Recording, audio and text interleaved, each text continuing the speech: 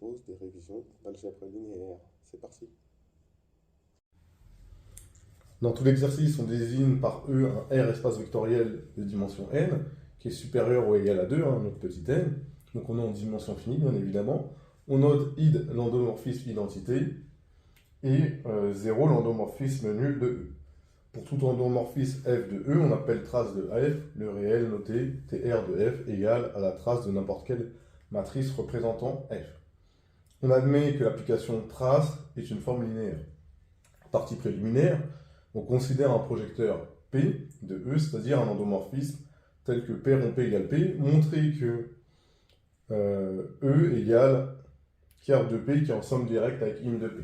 D'accord? Donc on va montrer déjà que quart de P et im de P sont en somme directe. Et après on va dire pourquoi quand je vais sommer les deux, pourquoi ça fait E. Ce sera assez simple. Déjà, pour montrer qu'ils sont en somme directe, je vais devoir montrer, je sais que c'est deux sous-espèces vectorielles de E, donc ça, il n'y a pas de souci. Et donc, je vais montrer d'abord qu'ils sont en somme directe, c'est-à-dire que, évidemment, quand je vais faire quart de P intérim de P, j'aurai le singleton 0. Donc ça va être assez simple à faire, et donc, on va le faire. On va le faire par double inclusion. Déjà, le singleton 0 de E, évidemment, il appartient quart de P intérim de P, c'est évident. Pourquoi? Déjà, P, c'est un endomorphisme. Donc, vous savez que P de 0 de E, évidemment, ça vaudra 0 de E. Et forcément, donc lui, il appartient à quart de P, donc 0 de E appartient à quart de P. Mais 0, c'est aussi l'image, d'accord? 0 de E, c'est aussi l'image de 0. Donc, 0 appartient à im de P, et donc, évidemment, ça englobe que j'ai 0 appartient à quart de P, intérim de P. Bon, c'était évident à remontrer, et donc, je sais que le singleton 0, lui, il est inclus dans quart de P, inter, j'ai mal écrit là, ça va pas, intérim de P, d'accord? Ça, il n'y a pas de sujet, c'était très simple. Maintenant, je vais montrer l'autre inclusion, et ça va être simple. Donc, je vais dire soit x appartenant à quart de P intérim de P. Ok? Je vais montrer que x est alors le 0 de E. Donc, il existe un y appartenant à E, tel que x égale, j'ai mis f de y, c'est une connerie, c'est p de y. D'accord? P de y. Parce que x, il appartient à im de p. Bon. Mais, qu'est-ce que je vais faire? Je vais appliquer le projecteur P. Donc, j'ai P de x égale P rond P de y. Ok? Mais ça,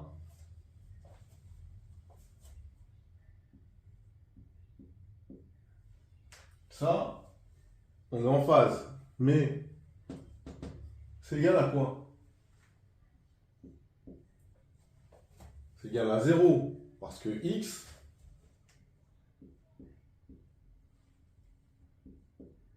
appartient à quart de P. Donc là, ça me donne le 0 de E. Or, P rond P du Y égale P du Y, car P est un projecteur.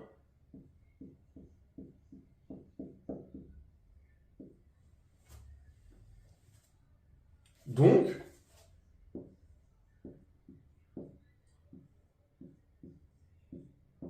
P de Y égale 0.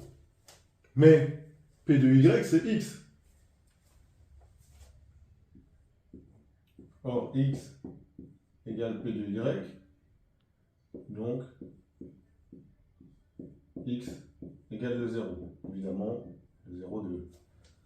Bah, de fait, j'ai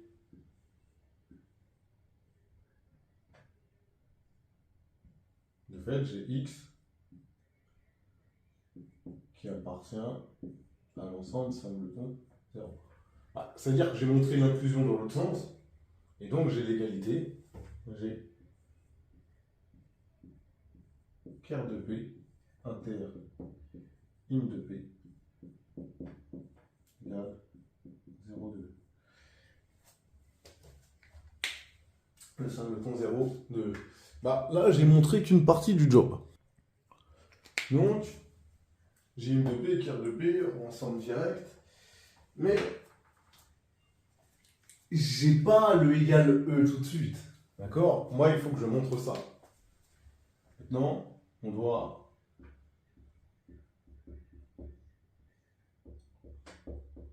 montrer que im de P plus ker de P c'est égal à E. Mais ça va être facile. Pourquoi? Ça va être très très facile. Donc, j'ai im de P plus ker de P qui est un sous-espace vectoriel, évidemment, de E comme somme de sous-espaces vectoriels. D'accord? Les deux sont des sous-espaces vectoriels, donc quand je prends ça, eh ben, ça reste un sous-espace vectoriel. Mais si j'arrive à démontrer que la dimension de ça, c'est égal à la dimension de E, j'ai gagné. Mais pourquoi? Bah, ça va être simple, parce que vous savez que dim de im de P plus dim de ker de P, évidemment, vous vous rappelez, hein, si vous faites dim de F plus G, je rappelle, si vous faites dim de F plus G, ça fait dim de F plus dim de G moins dim de l'intersection. D'accord? F inter G. Ça, vous le savez. Bah, sauf que, moi ici, qu'est-ce que j'ai? Ici, c'est le singleton 0. La dimension du singleton 0, c'est égal à 0. Donc, ça va me faire dim de im de P plus dim de ker de P. Et ça, c'est vrai, c'est car im de P inter ker de P égale réduite au singleton 0. Et ça, cette dimension, c'est 0. Ok. Bah, là, c'est quasiment fini. Pourquoi? Parce que la dimension de E, le théorème du rang, il me dit quoi?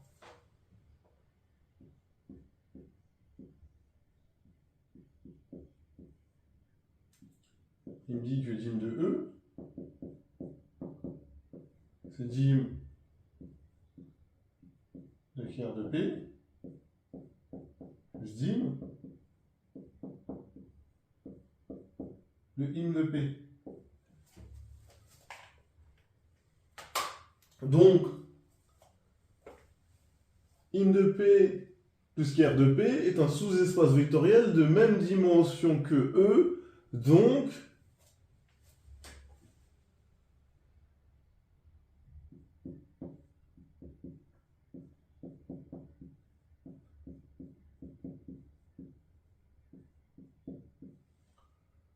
d'accord? Donc, E égale im de P plus ker de P. Et comme j'ai montré qu'ils étaient en somme directe, je peux rajouter le cercle. Alors voilà pour la première question. Deuxième question, je vais faire une double inclusion, pareil. On me demande de démontrer que im de P égale ker de id moins P. Bon, ça va être facile, pourquoi? Donc, je vais montrer l'inclusion, que im de P est inclus dans ker de id moins P. Donc, je veux dire soit x appartenant à im de P, donc il existe y appartenant à E, tel que x égale P de y. Ok? Bah, ça veut dire que j'ai P de x égale P rond P de y. D'accord? Ah, ça fait que P de X égale P de Y. D'accord? Parce que j'ai P en P égale P. P est un projecteur. Sauf que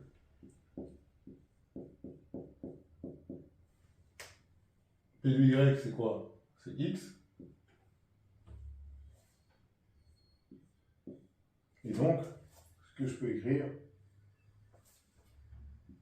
c'est que 0 de E, X moins P de X. Okay. Et donc, ça signifie quoi? Autrement dit, que X appartient à tiers de l'identité moins P. Voilà, on a montré l'inclusion, donc évidemment, j'ai im de P qui est inclus dans tiers de id moins P. Et on va faire l'inclusion inverse, tout simplement. Donc je veux dire, soit X appartient maintenant à tiers de id moins P. Ah, ça veut simplement dire que X moins P de X égale au 0,2. Bah, ça signifie que X égale P de X. Donc comme X égale P de quelque chose, bah, ça fait que donc X appartient à im de P. Et donc tiers de id moins P inclus dans im de P. Et donc, évidemment, comme j'ai montré les deux inclusions, j'ai donc tiers de id moins P qui est égal à im de P, puisque j'avais montré précédemment, je rappelle, que im de P était inclus dans tiers de id moins P. Et comme j'ai les deux inclusions, bah, j'ai l'égalité. La dernière question, elle me paraît simple. On me dit montrer qu'il existe une base de E dans laquelle la matrice de P est. Bah, on va se rappeler de quelque chose. J'ai tiers de P est en somme directe dans E avec im de P. J'ai tiers de P plus im de P égale E. Et donc là, je peux en déduire deux choses. Déjà, je vais supposer, hein, j'en sais rien, que dim de tiers de P égale J, d'accord? Et que dim de im de P, j'en sais rien, égale K, d'accord? Je ne sais pas ce que ça vaut. Mais par contre, moi je vais pouvoir prendre une base de tiers de P, d'accord? Donc je veux dire soit B1, donc j'aurai un vecteur évidemment que je vais mettre, je ne vais pas les appeler E, je vais les appeler A, donc non je vais les appeler K, c'est simple. K1, K2 jusqu'à KJ. Une base de tiers de P, et je vais appeler B2,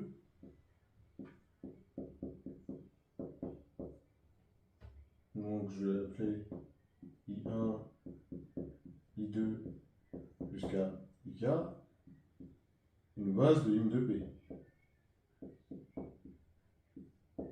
Ok? Et bah, B3 composé de la base B1 et de la base B2, c'est une base de E. Parce que j'ai ça, hein, d'accord? Ils sont en somme directe supplémentaire dans E, im de P et tiers de P. Donc, je vais avoir cette base-là qui existe en tous les cas. Cette base, elle existe. Et tout à l'heure, c'est intéressant. Parce qu'on a montré que im de P, donc im de P, c'était tiers de id moins P ça veut dire que ils sont de cette forme-là. Les éléments de im de P, si je prends un x dans im de P, ça veut dire que j'ai P de x égale x. Ça va être ultra intéressant. D'accord? Les éléments de im de P, c'est ce qu'on a montré, c'est x appartient à im de P. Alors on a ça. Et ça, c'est ultra important. Ce qu'on vient de montrer. Pourquoi? Parce que moi, pour faire ma matrice, bon, je vais la faire toute petite. Ici, je note f de I1 exprimé dans la base I1, IK, etc. B1, BJ, etc. Ok?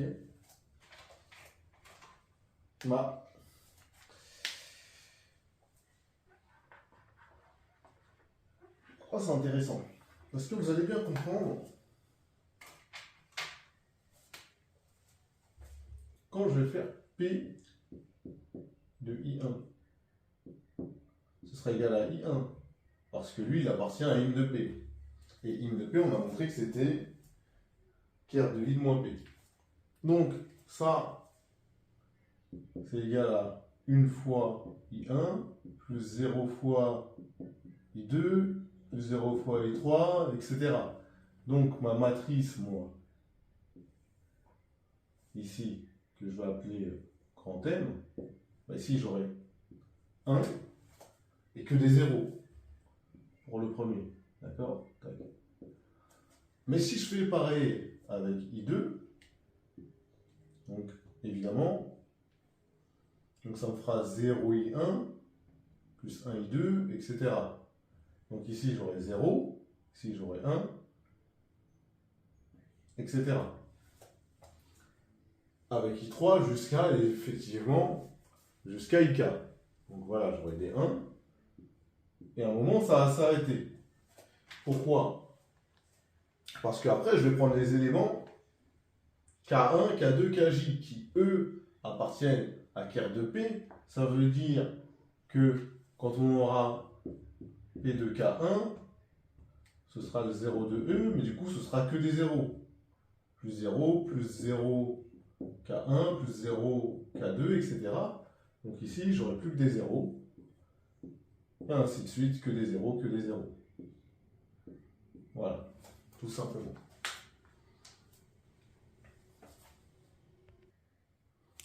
Et je rappelle, le rang d'une application linéaire, c'est le rang de la matrice qui la représente. Donc, rang de P, c'est-à-dire la rang de M, mais comme j'ai une matrice qui est diagonale, bah, c'est le nombre, évidemment, ici, qu'avec des 1 et des 0, ce sera effectivement, dans notre cas, la trace de M, parce que c'est le nombre de coefficients non nuls dans la diagonale, mais comme j'ai que des 1 et des 0, ici, ça correspond à la trace de M. Et ben voilà, fin d'exercice.